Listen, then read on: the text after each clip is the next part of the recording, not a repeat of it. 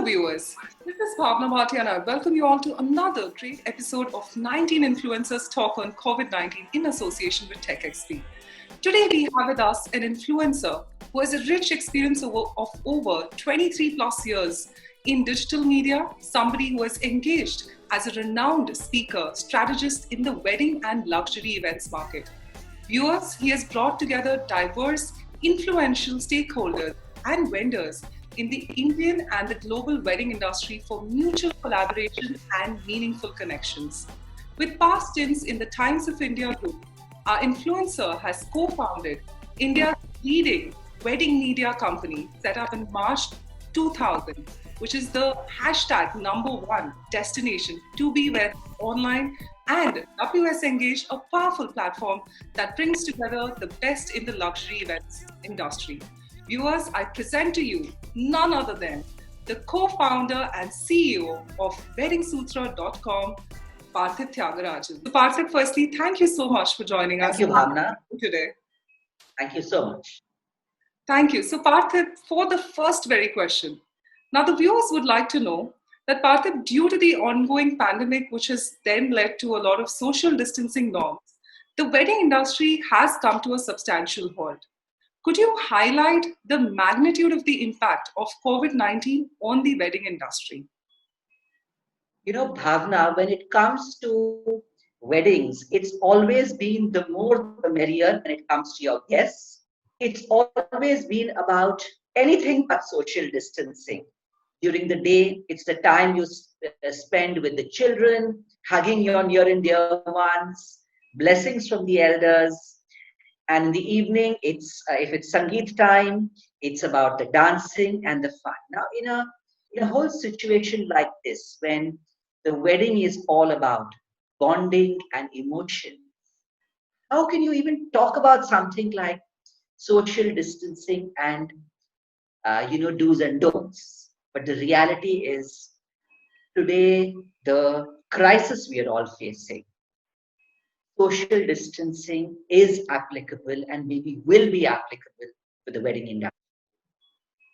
And while many other, events which happen, which could be corporate in nature, which are far more structured in terms of the guest entry, in terms of various other protocols to be highlighted, a wedding is, as I mentioned earlier, a sum total of emotions. And how do you bring in SOPs? Whether you're a venue or whether you're a wedding planner or a vendor, into something which is so personal and so special for the family. I know it is not easy, but if something has to be done, it has to be done. And that is where the wedding industry stands. Sure. So Parthip so rightly put, and I'm sure a lot of wedding planners would second that thought. Now, Parthip, now that leads me to my second question. Now, I've been seeing a lot of virtual weddings happening. Though, we miss the warmth of the physical weddings. Now, do you see this trend being adopted by the biggest wedding planners of the Indian subcontinent? Parthip, what's your take there? I don't think virtual weddings are going to take off at all. And I must tell you that WeddingSutra did the first live wedding webcast way back in 2000 at the Oberoi. And I still remember while the function was happening, the bride and groom, they had lots of friends from abroad who logged in to do this ceremony. But I still feel that there is nothing like being physically present for the celebration. And of course, you can have a lot of fun. You don't have to actually, it is not like a cricket match, where you have to see really what's happening every second. If you really enjoy attending weddings, you will be there. And if you don't, then of course, you don't necessarily have to sit through the 3-hour live webcast unless you are, the grandparent or it's your niece or nephew's wedding. We have a lot of talented wedding photographers today. They produce some very nice images and films, and you will watch it at leisure. So you do not need to attend the wedding virtually. If you are not invited or if you are unable to travel, you will make an exception to attend it virtually if it is a very close friend or relative's wedding. And therefore, going forward, I feel weddings will be back to the it'll start with 25, 50, maybe 100. I know rules are changing in every state, and some families may obviously decide to telecast it virtually on Zoom or wherever. Sure. Sure. Thank you so much for that, Parthip. Now, for my next question. Now, Parthip, the wedding ecosystem is huge, and we have so many vendors who have been severely impacted. So, could you first talk about how best a wedding planner, Parthip, at this time they can capitalize? What's your take there? The number of people the wedding industry employs is just mind-boggling. And the number of freelancers who are involved in a wedding. It is not that when a wedding planner is planning a wedding, all the people who are working there are his full-time staff. His full-time staff could be as less as one or two, employees, or he could have maybe 20 or more employees. Weddings are really a time when you know a diverse skill set of people from Mehndi Walis in if the wedding is happening in Rajasthan, the Mehndi Walis in the city, makeup artists from Bombay, photographers from Delhi, decorators from the state, and a host entertainment. You're a part of the entertainment industry. You know the number of entertainers who are involved. So whether it is a very big wedding or a spectacular wedding, there are hundreds and sometimes thousands of people involved.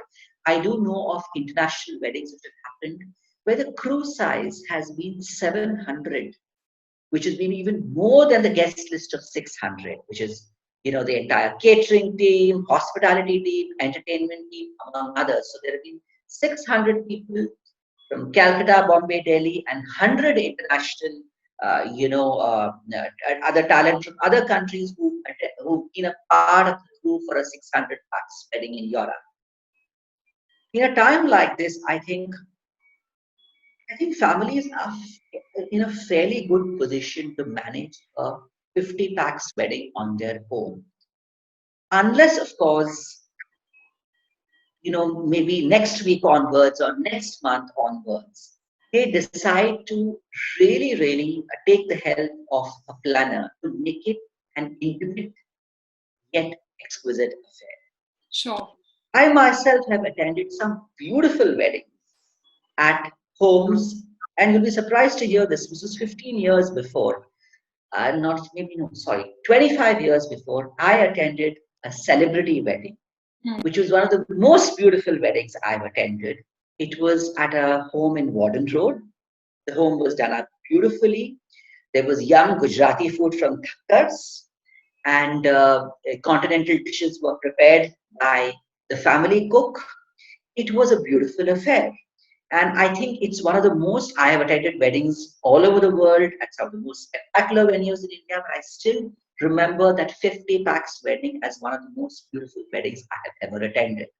Sure. So if families decide, say that, okay, for whatever reasons, even if the government permits 100 pax wedding to happen, you may say, I'm going to have a 50 pax wedding at my home or at the banquet hall in my colony or at any beautiful venue near my home. They can take the help of a planner, decorator, or designer to make it a very special affair. Sure. And obviously, this is the time when everybody is going through change. Everybody is learning about the new way of work. So for planners who have organized 1,000, 2,000, and you also heard about the 5,000 and 25,000 pax wedding, I'm sure they can also look forward to learning from a 50 or 100 pax. Sure, that's a very constructive advice. My next question, also the vendors which comprise of the artist community as well. Now, what's the direction you think one should pursue at this time? And I come from the artist community myself. What's that one advice you would like to give, Parthip, to the artist community currently? There are some things which are so special and important for the bride, whether it's a certain makeup artist she wants, a candid photographer, a DJ, among others. But there are certain lot of things which are not within their control. And I think till the time the government is able to come up with little more clearer guidelines, even today we find most of the notes which I get from the five-star hotels. It's about the safety precautions, among others. I know you want to ask me more about the hotels, but there is not much clarity in terms of how things can work at the banquet hall, timings, among others. I think there is one message I would like to share with the artist community. It's really about, I think there's no other option than being patient and seeing how the weddings and pre and the post wedding celebrations evolve in the days to come. Right now, the focus of the parents is to organize, if for whatever reason they cannot delay the wedding, is to organize the religious functions, and then more will follow. Thank you so much, Parthip, for that. Now, for my next question is, what's the future of physical weddings in the coming 6 to 12 months? Now, how do you think the wedding industry would shape up? Now, as you rightly said, there could be restrictions in terms of the number of guests. But could you also tell us about more features which would be in place when the physical weddings start? So, a lot of uh, families will learn and adapt after seeing other weddings. There are a lot of things which even wedding planners cannot tell you now, caterers can't tell you now, because you will have to see, just as how you had no idea what it would like to be to fly in domestic locations. So there were a lot of social medias which posts which came up, and what was an ordinary day in any person's life, traveling from Bombay to Delhi or Bombay to Bangalore, and it became the most Instagrammable experience. How you checked in, what happened, and that is what uh, influenced those of us who were reading those posts or seeing the photos. Similarly, the way the new normal weddings happen will influence. Some brides may say, "Hey, you know what? I think let me go ahead instead of postponing the date again." Some may say, "Hey, you know what? This does not work for me. Let me just have a court marriage, and we'll probably have a post-wedding celebration later." So the images which come out of these real weddings in the new normal world, which could be shared by photographers, planners, decorators, caterers, venues, and of course the bride or the groom, their friends, their parents, is what is going to influence. And by that, I don't mean lockdown weddings. And I do not mean weddings with where the bride and groom are wearing masks. I am referring to weddings which will happen post lockdown. Sure. Thank you so much, Parthip. Now, for the next question, WeddingSutra is India's leading wedding media company. Now, and I'm sure a lot of brides, to-be brides and to-be grooms are following you on your channels. Now, what's that one advice, Parthip, you would like to give to those to-be brides and to-be grooms on how best they should plan their weddings at such times? If you can also just give us a take on that as well. Sure. My advice to them is do what is comfortable for you, and also what works best for all those who love you. And for some, it may mean postponing the wedding by 1 or 2 years. For some, it may be a very important day, auspicious day, and for do it just as how in a lockdown you you manage to live with so many constraints. One of those being that no domestic help. Just imagine if somebody in your colony WhatsApp group was to write a message saying no domestic help should be allowed, and it would have created a shock. The same message has been put by one of the members in my colony today, and it is so. We've all learned to live with a lot of constraints, and I know this is easier said than done because there's so many brides out there who have been dreaming about this day since weeks or months, whether it's the lehenga, the makeup artist, the look, the must-have photos, among others. In given the current situation, Also it is not just about, you may want to have a wedding, maybe you may plan to have a 200 or 300 bucks wedding in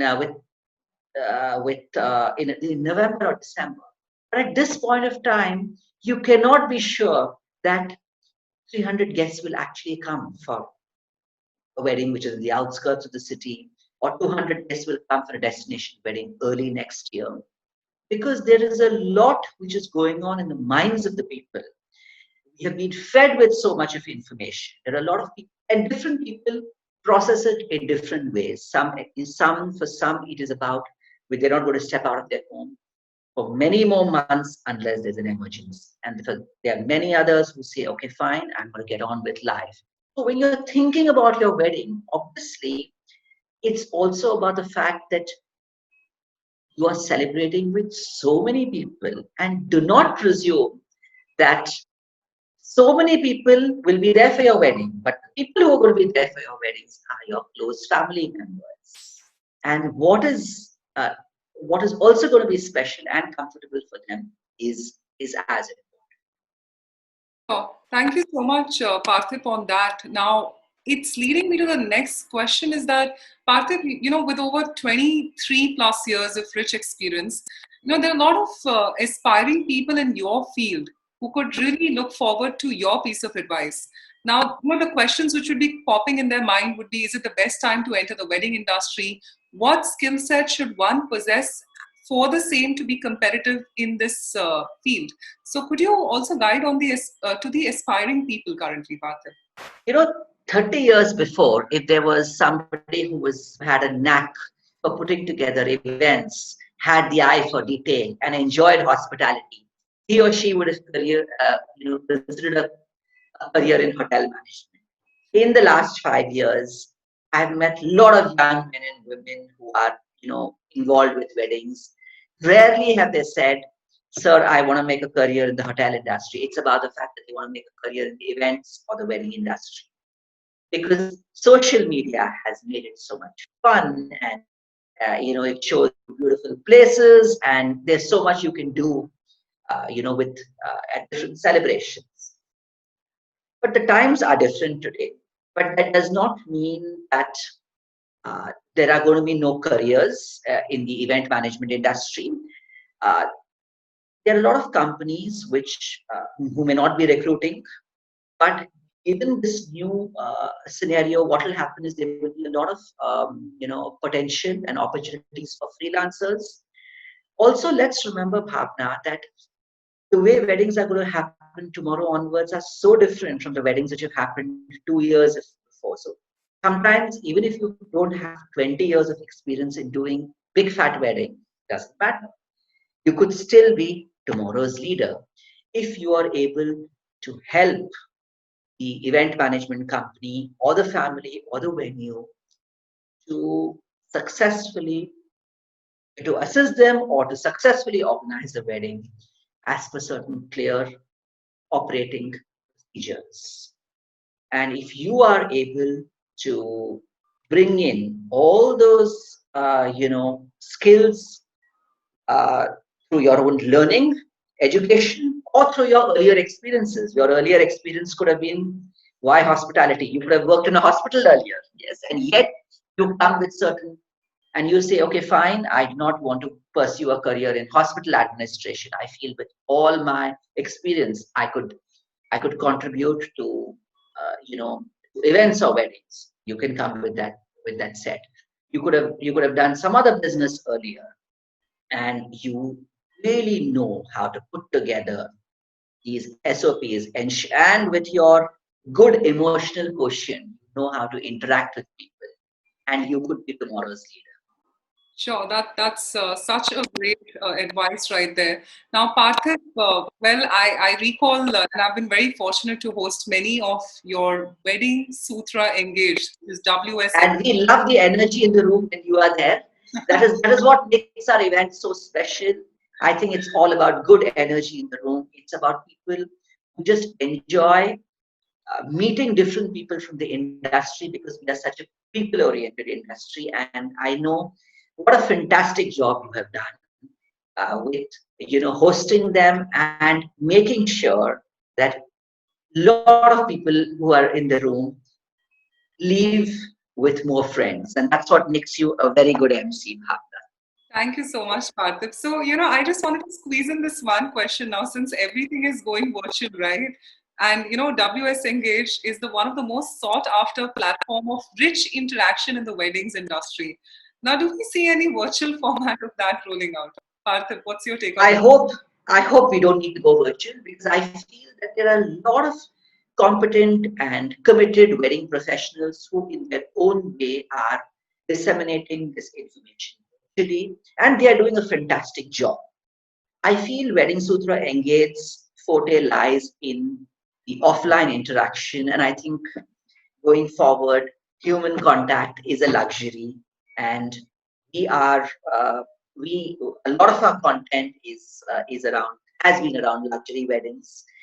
By luxury weddings, going forward, I don't mean big fat weddings or very expensive weddings. I feel an intimate, exquisite wedding is a luxury wedding, and a small B2B event like a Wedding Sutra Engage was to bring together 50 people. That would be a luxury experience.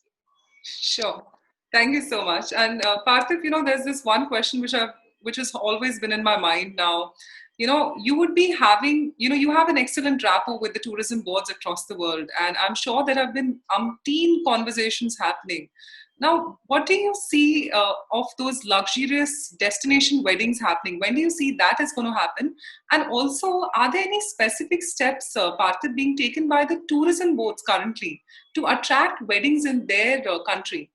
Do you have any conversations around that? Could you educate the viewers? A couple of months back, maybe around 60 days back, when tourism boards were interacting with planners, the first thing planners informed them was Indians are very risk taking and they will travel, and let lockdown lifted, and by August you will see Indians traveling to beautiful places for their holidays, or hosting events there. Now, of course, the whole given situation is different, and I feel HNIs particularly are going to be very, very cautious. Forget about traveling out of the country, even out of traveling, moving out of their homes. In the current scenario, I know a lot of tourism boards are really hoping to get a piece of this big Indian wedding pie. And with corporate events being there's a big question mark on corporate events, and the way so many big brands and countries have invested on celebration spaces, they are hoping that the celebrations will continue. And the question really is, when will Indians start traveling again abroad, whether it is to Sri Lanka or Oman and Bahrain in the Middle East, Southeast Asia. Will it be 2021 or 2022?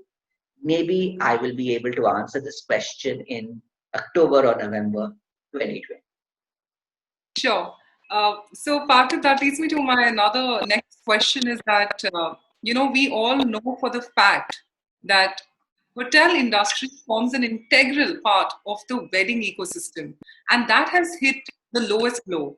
Now, with your excellent relationship with them, Parthiv, could you also throw some light on how the hotel industry is currently bracing up with the impact of COVID-19? Hotels have been such an integral part of our journey, and I do know that they are really prepping up for the new normal.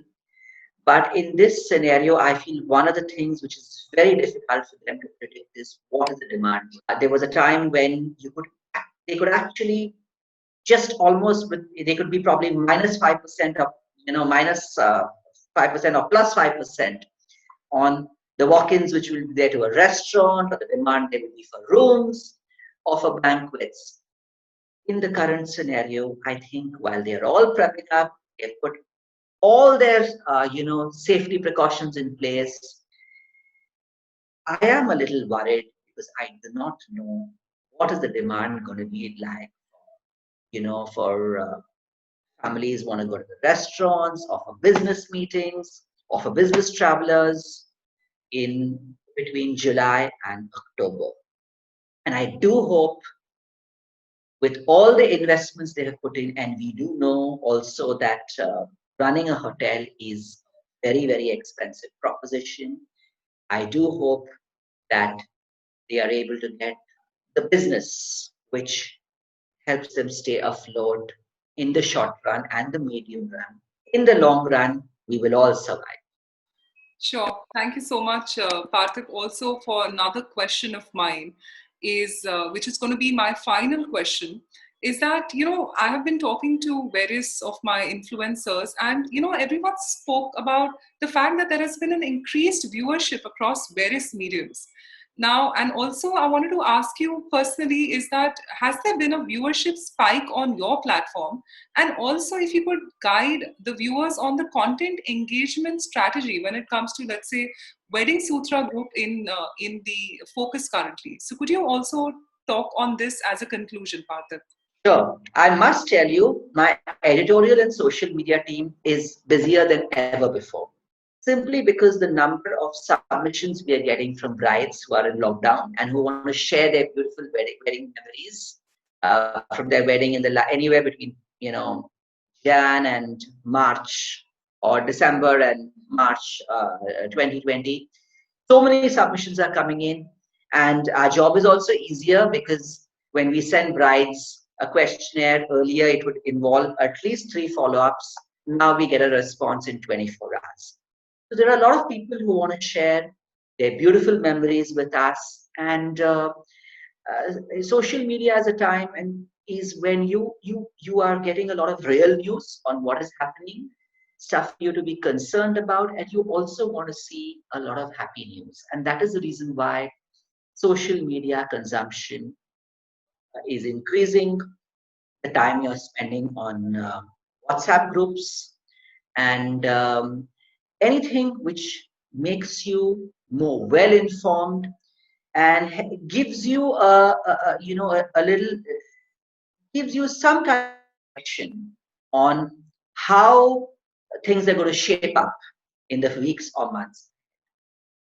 So yes, the team Wedding Sutra is very busy, and for me also there's a lot of learning. Like for example, earlier we would put out a lot of pictures where a whole group of friends will be dancing together. Now we are so conscious, okay, in this social distancing time, can we try and show on the Wedding Sutra's Instagram page pictures where it should not appear as if we are talking about something which is like very old. It has to stay a little relevant to what is going to happen in the future. Your wedding is tomorrow, maybe all about, maybe with your family members only. So we find pictures with family, they do get a lot of interest. It's about personalizing celebrations. The less number of guests you have, the more opportunity there is for personalization. So all this and more is what our followers want to see and read about, whether they are just married or whether they're going to get. Sure. So thank you so much, Parthip. Well, I definitely look forward to every single post coming out from the Wedding Sutra platform. And I am super excited and elated that you could be a part of the 19 Influencers Talk on COVID-19 series. So once again, a big, big thank you, Parthip, for joining us. Thank you, Bhavana, for putting forward all the questions which would be of interest to the wedding and event fraternity, hopefully. And I do hope fraternity, is able to get some direction, or there is some food for thought, at least in the shop. Thank you, Bhavana. Wish you all luck in your future endeavors. Thank you so much, Parthip.